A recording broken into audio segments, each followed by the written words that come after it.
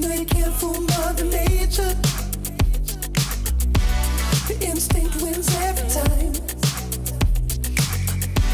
Your spine sitting up a little straighter. When your eyes lock on mine,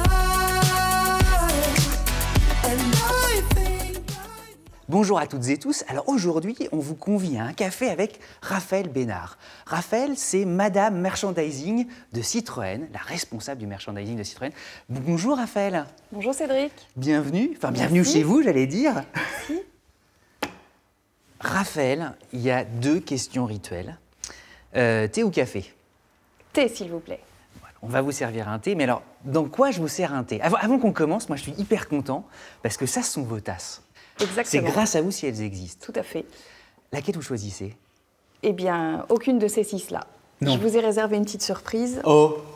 Celle qu'on a développée il y a quelques mois, à l'occasion du centenaire de la marque.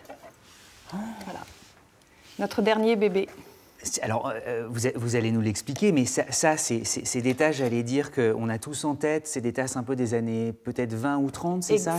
Oui, des années 60 plutôt, je dirais. Le bon vieux quart en métal utilisé notamment par les scouts.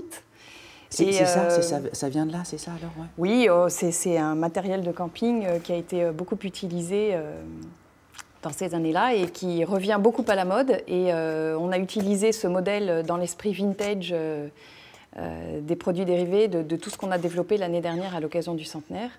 Et celui-là me plaît particulièrement parce que vous avez vu, on a repris l'écriture du mot Citroën des années 20. Toute la typo des années 20. Voilà, ouais. exactement. On le disait, vous êtes Madame Merchandising Citroën. Pour qu'on cerne bien les choses, c'est un vrai business en fait. Tout à fait, c'est une petite entreprise dans l'entreprise, puisque nous choisissons les produits que nous voulons développer. Je pars à la recherche de fournisseurs pour nous les fabriquer. Tout le design est fait en interne, puisque je travaille avec un designer propre à la marque, qui a une connaissance de l'histoire de la marque absolument exceptionnelle et qui nous fait vraiment des produits magnifiques. Et ensuite, voilà, une fois qu'ils sont fabriqués, on les met à la vente tant en B2B qu'en B2C et on gagne de l'argent dessus. Vous gagnez de l'argent. Avant que vous n'arriviez, ça représentait quoi, les produits dérivés chez Citroën? Alors, et depuis que vous êtes arrivé, comment les choses ont évolué? Alors, ça va bientôt faire 4 ans que j'ai pris ce poste. À l'époque, le chiffre d'affaires était inférieur à 2 millions. Et en 2019, on a réussi à facturer un peu plus de 5 millions d'euros uniquement au titre des produits dérivés. Oui, donc c'est une vraie croissance. Une grosse progression. En préparant l'émission, vous nous avez confié que vous souhaitiez que chaque produit ait une âme, qu'il vive par lui-même. Qu'est-ce que ça veut dire en fait? Mon objectif, quand je développe les produits dérivés, c'est que les gens puissent se dire « Tiens, j'ai un cadeau à faire, je vais aller sur le site de la marque Citroën parce qu'ils ont toujours des bonnes idées. » Donc on essaye toujours de trouver des produits qui sont sympathiques, innovants. Bon, évidemment, on fait des mugs, vous allez me dire, il n'y a rien d'innovant dans un mug, mais le design qu'on met sur les produits doit toucher les gens et doit faire en sorte que nos produits plaisent et nos produits véhiculent une image de la marque. C'est extrêmement important. Si je suis rattachée à la direction marketing, ce n'est pas un hasard. C'est pour rester dans l'image de la marque, dans la cohérence de l'image de la marque. Et les produits dérivés, évidemment, participent à la construction de cette image. Oui, c'est pas simplement on prend une tasse, je mets le logo Citroën et basta. Il y a beaucoup de marques qui font ça. Surtout pas. Surtout pas. Ça, c'est du goodies que nous n'aimons pas du tout. Vous voyez, évidemment, on a pris un mug qui existe, mais la façon d'écrire, la typographie qu'on utilise, les couleurs, si vous regardez ces mugs, on a travaillé, vous voyez par exemple, c'est des mugs qu'on vend 2 par 2. On a pris 2 modèles de voitures existantes, évidemment, mais les couleurs vont en négatif. Et c'est des choses on travaille beaucoup sur le caractère sympathique de nos produits. Il y a un travail aussi considérable, donc on l'entend, de sélection de ces produits. Donc votre travail, c'est d'aller dénicher, j'imagine, des fournisseurs, Vous avez des idées en tête aussi, vous les partagez avec eux? Exactement. Alors, c'est vrai que souvent, on a des produits que l'on veut développer. Par exemple, l'hiver dernier, je tenais absolument à développer un garage en bois pour les enfants, pour les petites miniatures, puisque les miniatures, évidemment, tiennent une part importante dans notre business. Ça représente quand même 40% du chiffre d'affaires. Et quel petit garçon n'a pas joué avec des miniatures? Vous voyez ici, il y a des petites miniatures qui sont glissées partout dans les vitrines. C'est quelque chose qui est très important. Quand un client vient acheter une voiture, il repart avec sa petite miniature. C'est une expérience client qui est différente. Et donc, le garage que nous avons développé, je tenais à le faire faire par une société française. Pour moi, c'est important aussi de sélectionner des entreprises françaises qui ont le leadership sur leur segment. Et donc, je suis allée voir la société Jeannot, qui est un des leaders des jouets en bois. Sur le garage. Voilà, des jouets en bois, et particulièrement sur le garage. Et nous avons entièrement redesigné le garage. Et le packaging, évidemment, a été refait par nous aussi. Tout a été entièrement redessiné. Et on arrive à un produit qui est absolument magnifique, qu'on a reçu là récemment et qui déjà connaît de belles ventes dans les... Et vous nous confiez que même Jeannot était assez ébahi.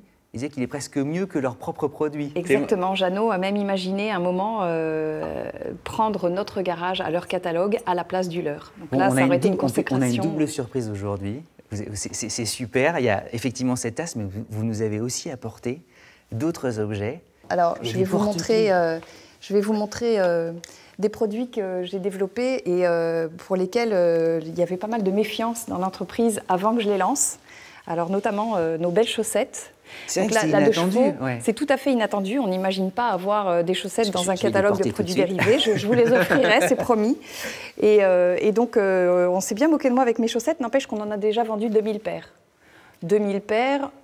Ça y est, tout est dit. Okay. Exactement. Et je peux vous dire que quand on fait un salon, par exemple, comme la semaine dernière à Rétromobile, avec un public qui est vraiment fan de la marque et des anciens modèles, des chaussettes, on les vend par wagon. C'est incroyable le succès de ce produit. Et je vous parlais des partenariats qu'on essayait de développer au maximum. J'ai fait faire ces chaussettes par la société Kindy, bien française, fabriquée en France, en Picardie, grand nom, exactement. Donc voilà, c'est toujours pour moi un gage de qualité et une reconnaissance. Donc vrai travail, hein. Ouais. Voilà. Qu'est-ce que je vais vous montrer aussi? Alors, donc ça, c'est pour le côté textile. Il y a des emporte-pièces. Voilà, on fait aussi des produits pour la cuisine. Donc voilà, ça c'est notre moule à gâteau en silicone flexible en forme de deux chevaux. Donc voilà, on peut faire un qui gâteau fait des très jolis gâteaux. Voilà, exactement. Si vous n'aimez pas les gâteaux, vous pouvez aussi faire des sablés. Donc on a un moule en porte-pièces. Voilà, avec la deux chevaux, la traction. On prend toujours les modèles iconiques qui font rêver, rêver nos fans. Voilà. Je vous montre aussi, ça c'est un marque-page. Alors j'ai trouvé ce fournisseur dans un salon. Ça fait très précieux quand même. C'est tout à fait, ils ont un très joli emballage et donc voilà, le petit marque-page, quand vous êtes en train de lire, vous fermez votre livre et vous avez la petite deux chevaux comme ça qui se pose sur les pages. C'est très mignon, moi j'adore ce produit. Et alors les best-sellers, vous n'arrêtez pas de nous le dire, c'est les porte-clés. Alors les best-sellers, les porte-clés, effectivement, l'année dernière on a vendu un peu plus de 500 000 porte-clés. Donc on en développe dans toutes les gammes. Donc vous avez... c'est super, vous en avez apporté. Ah oui, je vous ai apporté des petits exemples. Donc voilà, le côté vintage pour une Méhari. Raphaël, c'est des rééditions de modèles qui existaient ou pas? Pas du tout, non. Vous les avez complètement créés. On recrée à chaque fois, on part d'une page blanche et on décide, on dit voilà, on veut faire un porte-clés avec une Méhari, comment on va le faire? Donc on étudie différentes possibilités. Voilà. Tout ça, évidemment, en restant en cohérence aussi avec le produit. Donc on a choisi un modèle émaillé qui est assez vintage pour un modèle vintage. Ça, voilà, c'est la casquette des pilotes de C3WRC. Qui est complètement collector, non? Qui maintenant est devenu collector. Mais bon, l'année dernière, quand on l'a lancé, on était encore en plein dans la course. Mais au contraire, il va prendre de la valeur. Exactement, sans doute. Donc c'est la casquette des pilotes qui a été faite en modèle réduit. C'est fascinant, c'est vachement bien fait. Là, un autre exemple, ça c'est un concept car qu'on avait lancé l'année dernière, la petite voiture Ami One. Et cette matière vient de la poignée, c'est la poignée de la porte d'Ami One. Donc on a réutilisé la même matière, le même matériau pour faire le porte-clés. Et puis il est très très beau. On a Il y fait celui-là celui-ci qui est absolument magnifique, voilà, qu'on a développé pour le centenaire de la marque l'année dernière. Donc on a l'impression que c'est de la joaillerie tellement ça brille. C'est très beau. Alors sur la base du logo d'origine, hein, vous avez reconnu le logo des années 30.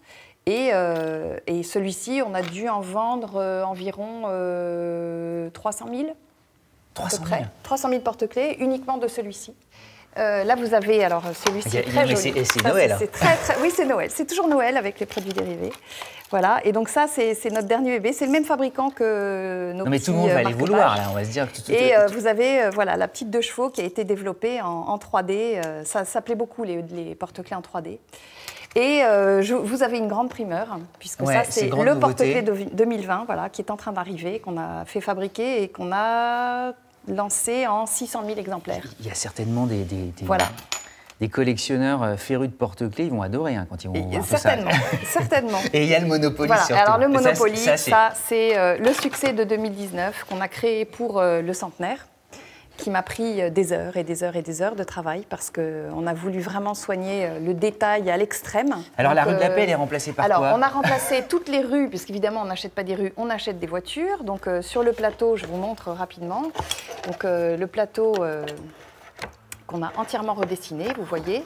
Ce sont des voitures. Ce sont des voitures, voilà. Donc on démarre avec, alors vous voyez la case départ. Tout qui tombe. C'est pas grave, c'est normal. Hein. Voilà. Tellement de choses. C'est un petit syndrome bonnet. C'est très beau aussi, il y a ça, le Citroën Origins qui est là. Exactement, toujours notre logo. Et donc, vous démarrez avec, où est-ce qu'elle est la case départ ici, voilà. Et donc, on a sélectionné les voitures pour faire tout le tour en les mettant dans l'ordre chronologique. Et donc, l'année est à chaque fois reprise sur la voiture.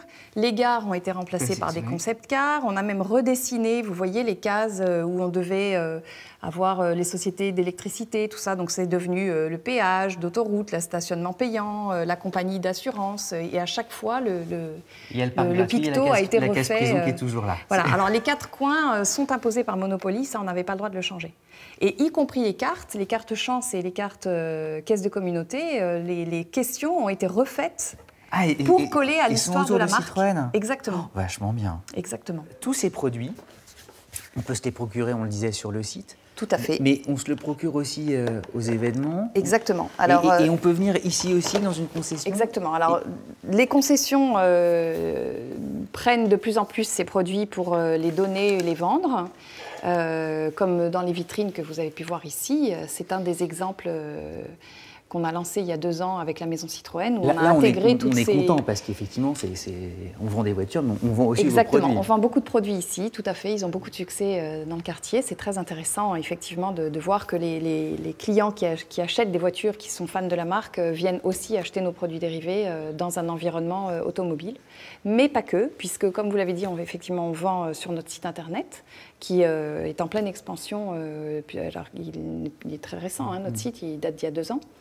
Et puis, on a aussi des boutiques éphémères sur tous les salons de la marque. Donc, je vous ai parlé de Rétromobile tout à l'heure. On avait une boutique la semaine dernière. On a évidemment une boutique au Salon de Paris. On a une boutique au Salon de Bruxelles. On avait une boutique au Salon de Pékin l'année dernière. On avait une boutique au salon de Rabat de Casablanca il y a quelques mois. Voilà, tous les salons, on demande aux salons, chaque locaux, de développer des boutiques pour montrer les produits. Le rêve, ce serait qu'un jour vous ayez une boutique en propre, dans Paris ou ailleurs? Ce serait bien. Ce serait très bien. Vous y travaillez ou pas, sérieusement? Pas encore. Chaque chose en son temps. Vous l'avez en tête quand même. On est une toute petite équipe. Pour l'instant, non, mais on aurait dû commencer par ça, parce que quel travail. Vous êtes combien? On est seulement 2,5. 2,5, 5 millions d'euros de chiffre d'affaires, des idées en cascade, on l'a vu, et ça continue de croître? Exactement. Ah oui, nos objectifs sont très ambitieux, effectivement. Bon, ben on en reparlera, on va regarder ça de toute manière avec attention. Puis à chaque fois qu'on croisera désormais un porte-clés, on pourra penser à vous et vos équipes et au travail qu'il y a derrière. Exactement, merci. Merci Raphaël d'être venu nous présenter tout ça. Travaillez bien, hein, voilà, on est comme des enfants nous. Merci. C'est pour nous. Hein. Je vous offre des tickets. Bon, ben merci beaucoup. À tous, évidemment, merci de votre fidélité et à très vite pour un prochain café avec... Ce sera la surprise. You know you can't fool Mother Nature.